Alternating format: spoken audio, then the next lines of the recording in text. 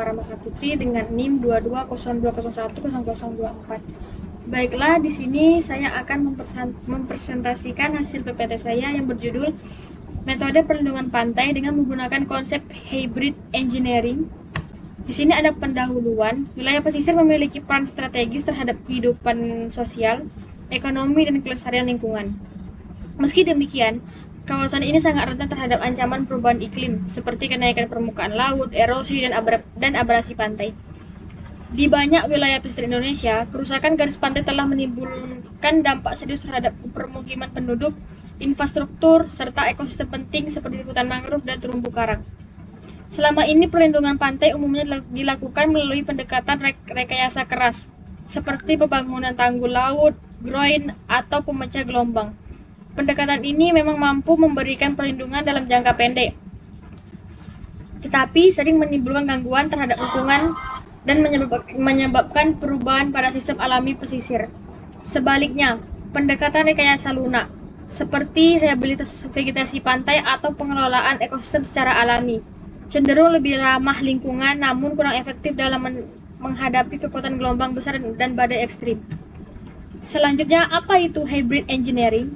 Hybrid engineering dalam perlindungan pantai adalah pendekatan terpadu yang menggabungkan teknologi rekayasa keras, seperti tanggul dan pemecah gelombang, dengan solusi berbasis alam, seperti rehabilitas mangrove dan vegetasi pantai. Tujuannya adalah menciptakan perlindungan yang efektif terhadap erosi dan abrasi, sekaligus menjaga keseimbangan lingkungan pesisir. Pendekatan ini menawarkan solusi yang lebih berkelanjutan, adaptif terhadap perubahan iklim dan ramah ekosistem dibanding penggunaan salah satu metode secara tunggal. Selanjutnya, strategis perlindungan pantai.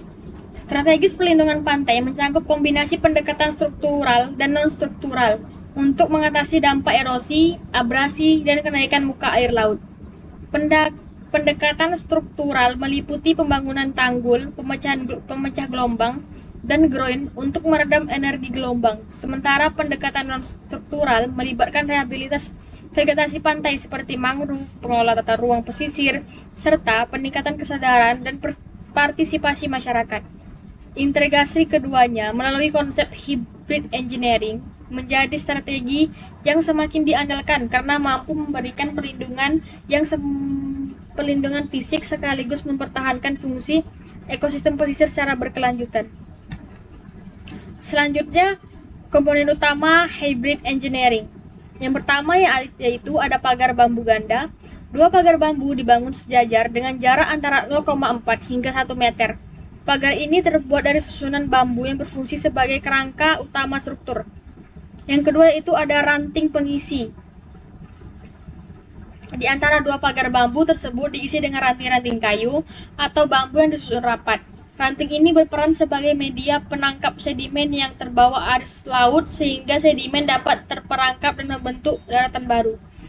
Struktur ini bersifat permeabel, memungkinkan air dan lumpur melewati struktur tanpa memantulkan gelombang secara signifikan, sehingga membantu proses sedimentasi alami. Setelah sedimen terkumpul, area tersebut akan ditanami mangrove yang memperkuat perlindungan pesisir dalam jangka panjang. Selanjutnya, elemen-elemen pada hybrid engineering. Elemen utama dalam hybrid engineering untuk perlindungan pantai mencakup kombinasi struktur buatan seperti tanggul dan pemecah gelombang, dengan pendekatan berbasis alam seperti rehabilitasi mangrove dan penanaman vegetasi pantai.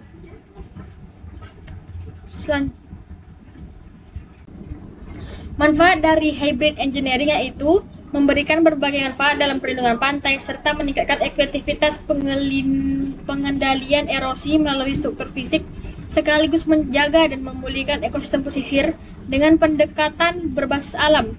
Pendekatan ini lebih adaptif terhadap perubahan iklim, ramah lingkungan, serta mendukung keberlanjutan jangka panjang. Selain itu, hybrid engineering juga memberikan manfaat sosial dan ekonomi dengan melindungi permukiman, infrastruktur, serta mendukung kegiatan seperti perikanan dan pariwisata.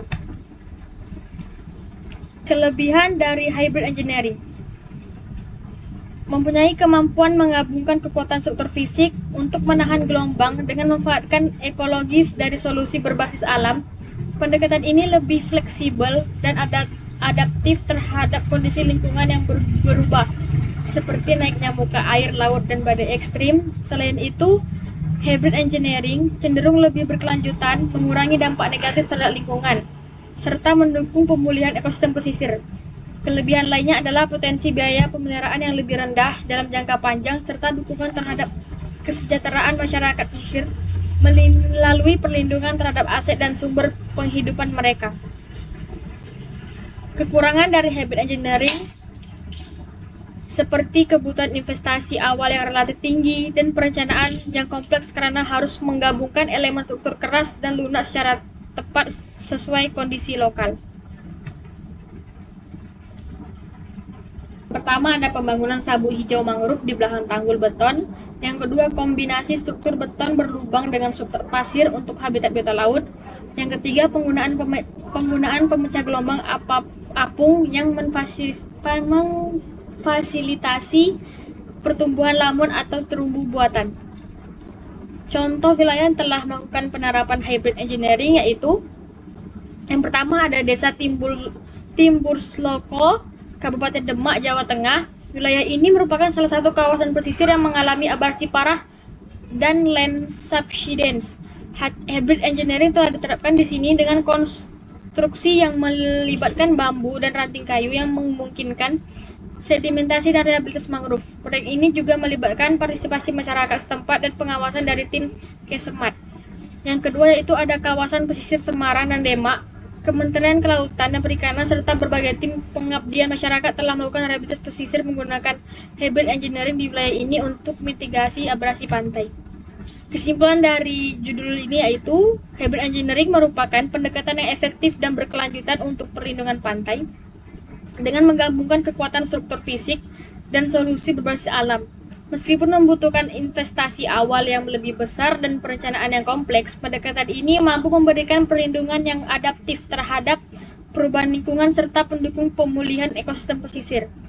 Keberhasilan hybrid engineering sangat bergantung pada pemeliharaan yang konsisten dan partisipasi aktif masyarakat, sehingga diperlukan komitmen bersama agar manfaat jangka panjangnya dapat tercapai secara optimal. Ini adalah referensi yang saya dapat. Baiklah, itu saja PPT dari saya. Wassalamualaikum warahmatullahi wabarakatuh.